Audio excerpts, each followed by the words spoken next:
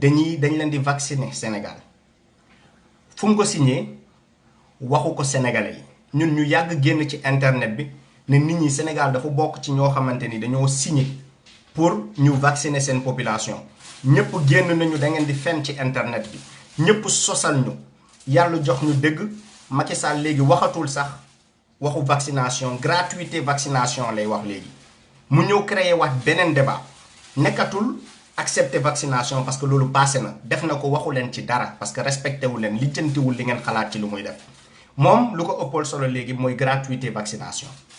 léegi gratuité vaccination boobu noonu yow nga accepter vaccin amoo courage ñëw RTS taxaw sénégalais yépp dégg la nga ne Sénégal ñun état Sénégal dañoo accepter vacciner suñu population loolu moo tax temps distraction bi bëri ñu utiliser TFM pour mu nax askan bi ci débat yoo xamante ni depuis 2018 la amoon ci discours boo xamante ni depuis 2018 simplement pour nëbb askan bi lii nii nekk di xew actuellement présentement lii nii nekk di xew présentement moom lañ leen bëgg nëbb moo tax ñu indi leen discours boo xamante ni depuis 2018 la xew léegi nag ñun bokkuñu ci activiste fait divers yi ñun activiste politique lañu anti-impérialiste anti-colonialiste donc ñun loolu mooy suñu xeex léegi lu xew nag mooy organisation mondiale de la santé dafa jox Sénégal ay équipement de vaccination depuis ñu génn RTS wax ko ñu ne OMS nous a doté d'équipement mais nangu ñu wax ban façon équipement ñun ci suñu recherche ñu gis ni vraiment mooy équipement vaccination bu ñu yàgg wax sénégalais Sénégal jot na ko finalement mais RTS bu ñu leen di wax dañ leen doon préparer mentalement à recevoir un vaccin dañ leen génnee ñu ne plusieurs études sont en cours ci vaccin pour ñu am vaccin pour vacciner adduna bi parce que loolu mooy solution contre coronavirus léegi ñoom loolu bu ñu ko waxee ñun si suñu ay investigation dañoo gis ni équipement vaccination OMS mu ngi leen di préparer ci programme vaccination boo xamante ni coronavirus bi loolu moo ciy am léegi nag sama gars yi dama leen bëgg a wax benn affaire gis ngeen ci adduna bi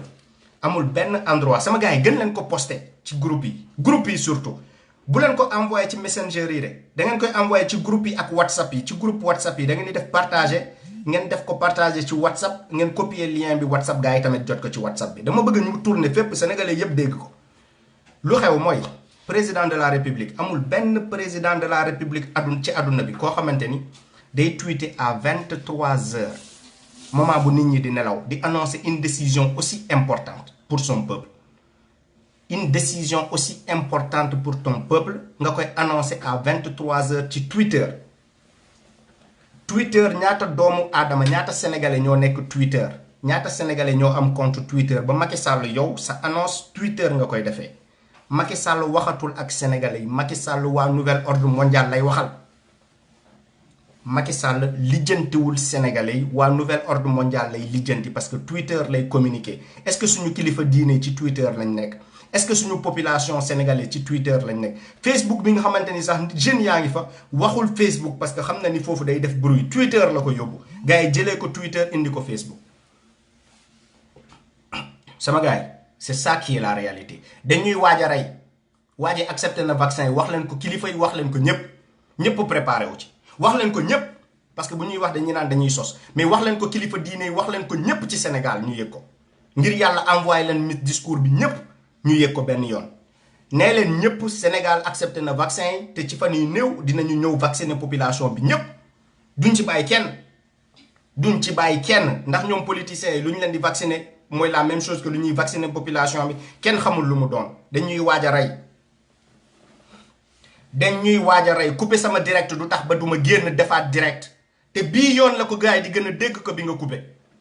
parce que duñ ci dellu ginnaaw mukk couper le direct bi ma génnaat Macky Sall ministre de la santé nu Diouf Sarr tey organisation des Nations Unies dafa lancé loo xam ne dañ ko tuddee Assemblée mondiale de la santé doo xam ne Diouf Sarr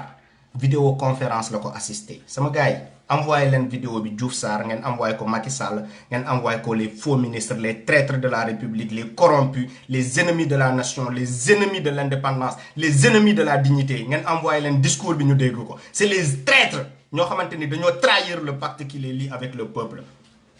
donc lu xew mooy Assemblée mondiale de la santé